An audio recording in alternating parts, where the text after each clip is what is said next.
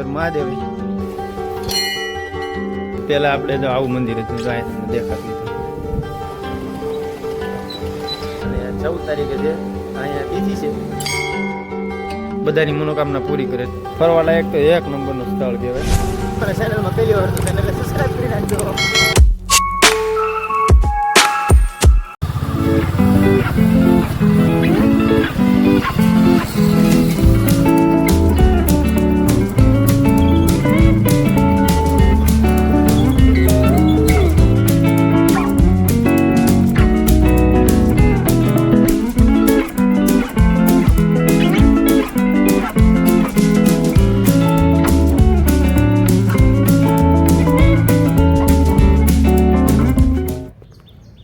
તો હેલો મિત્રો, કેમ છો બધા? મજામાં તો છો? કેમ કે આપણા વ્લોગ બધા મજામાં તો છે. તો વેલકમ છે બધાનો આપણા એક નવા બ્લોગમાં. અને બધાને પહેલાં તો જય મસ્તરામ, રામ રામ ને સીતારામ. અને બધાને ગુડ મોર્નિંગ. શ્રાવણીઓ બીજો સોમવાર છે અને આપણે આવી ગયા છીએ આપણા ગામના મહાદેવના મંદિરે, મતલબ કે જાંજેશ્વર મહાદેવે. તો આપણે બધા જવાનું છે દર્શન કરવા. તો હાલો તો જાવી. અને એનો બહુ લાંબો ઇતિહાસ છે, આપણે પછી ક્યારેક જાણીશું. તો અત્યારે તો પહેલાં મંદિરે પૂગી ગયેલા છીએ આપણે. તો જુઓ, આ છે આપણે અહીંયા મંદિર જાંજેશ્વર મહાદેવનું. જોવો દી આમ. તો પહેલાં એક જરાક આમ તો સિનેમેટિક લઈ લઈ, પછી મળીએ.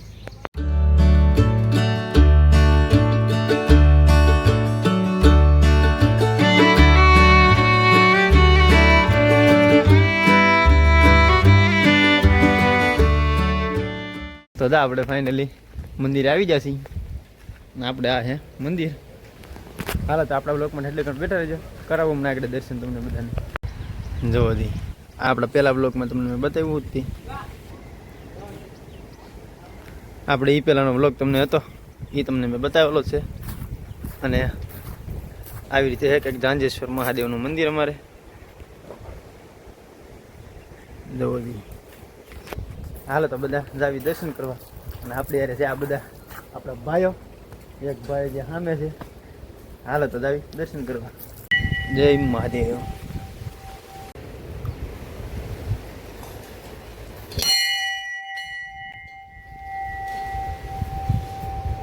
જો દી મંદિરે પશુ એમ હેવી જોરદાર બનાવેલું. જો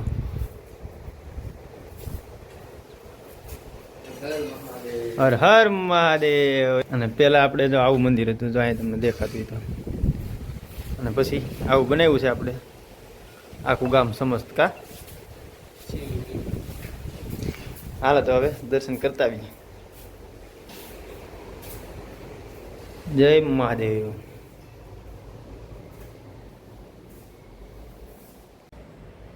અને આમ જોવો તો ખરા, મંદિરમાં કાંઈ ન ઘટ્યો. એક નંબરનું મંદિર જાંજેશ્વર મહાદેવ અમારે.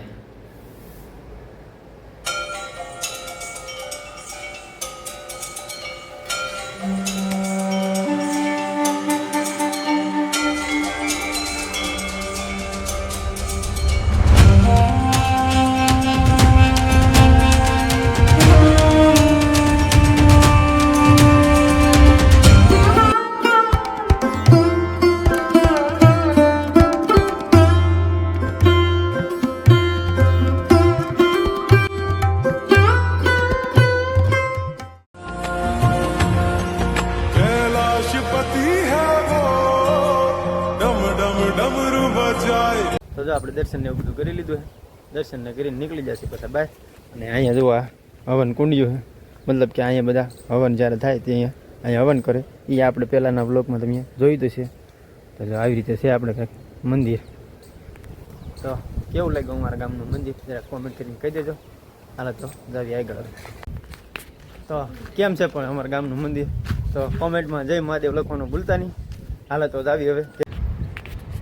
તો જો આપણે મહાદેવે દર્શન કરી નીકળી જશે. અને હવે અહીંયા આપણે બાજુમાં છે આલા દાદાનું મંદિર. તો આપણે આલા દાદાએ જવાનું છે. અને દરિયાકાંઠે બહુ જોરદાર છે. અને ક્યારેક આવો તો વિઝિટ કરજો, કેમ કે ફરવા લાયક બહુ જોરદાર સ્થળ છે. હાલો તો જાવી આપણે આલા દાદાએ.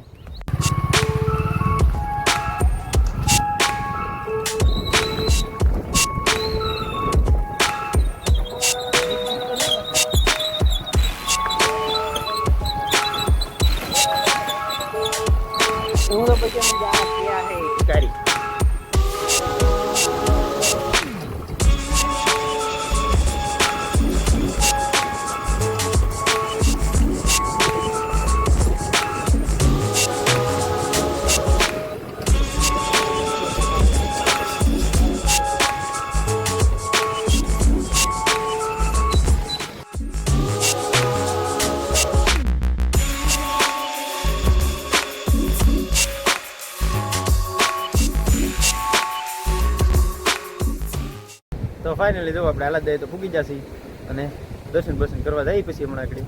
અને 14 તારીખે છે અહીંયા તિથિ છે, કેમ કે 14 તારીખે દર વર્ષે અને તિથિ ઉજવે છે દાદાની. તો આપણે બધાને આવવાનું છે 14 તારીખે પાછા તિથિમાં. તે દિવસે પાછો વ્લોગ બનાવીશું અને તમને આ કંકોત્રી પણ બતાવી દઉં, કેમ કે આપણે આવી ગઈ છે કંકોત્રી, તો આપણે ફરજિયાત આવવાનું છે. તો આપણે પહેલાં હવે દર્શન કરવા જઈએ પછી મળીએ.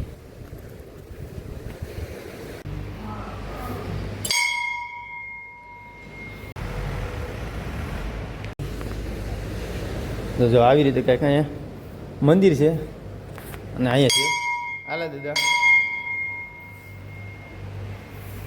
જવાથી બધા કરી લો દર્શન.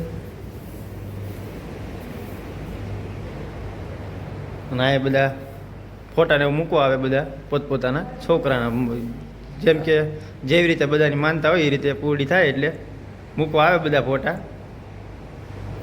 આ બાજુ છે અને જો આ બાજુ છે જોરદાર. હો ભાઈ કાંઈ ન ઘટે, મંદિર એટલે મંદિર છે ભાઈ, એમાં દરિયા કાંઠે. તો બહુ જોરદાર છે. તો આવજો બધા દર્શન કરવા, આ બાજુ વિઝિટ કરજો. આપણે પહેલાં દર્શન કરી લઈએ પછી મળીએ. જો તો ખરા લાગડ એટલે લાગડ, બધે એટલે બધી બાજુ ફોટા જ આપણે કેમ બગુડા બધા કરે એ રીતે જ બધા જવો જોઈએ છે ને. લાગડ બધાની મનોકામના પૂરી કરે એટલે બધા પોતપોતાની જે રીતે માનતા હોય એ રીતે ફોટા મૂકવા આવે છે. તો આવી રીતે છે આલા દાદાનું મંદિર. અને આમ પણ શિયાળ પરિવારના આલા દાદા, તો આખું પરિવાર હોય એનું અને આપણને બધાને નિમંત્રણ કરેલા હોય. તો હવે મળી બહાર દરિયા આટો મારી.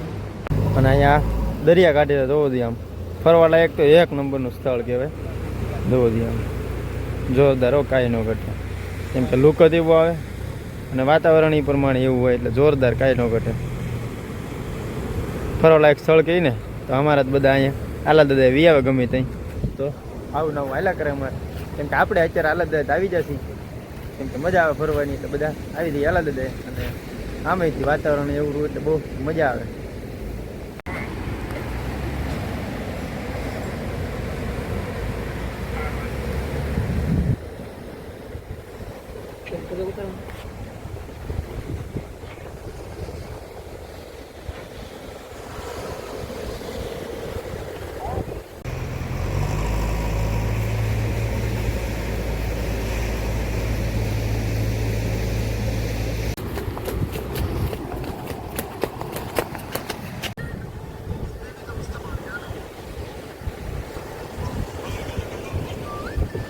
તો અહીંયા આ તિથિની બધી તૈયારી હાલે છે, મંડપ ને એવું બધું નાખે. અહીંયા આ બધા તૈયારીમાં છે અને આ બધા સેવામાં આવેલા. તો હવે આપણે જ્યારે વ્યા દઈએ. તો આપણો ઓલો ગમ્યો તો લાઈક શેર કમેન્ટ સબસ્ક્રાઈબ કરી નાખ્યો અને ચેનલમાં પહેલી વાર તો ચેનલને સબસ્ક્રાઈબ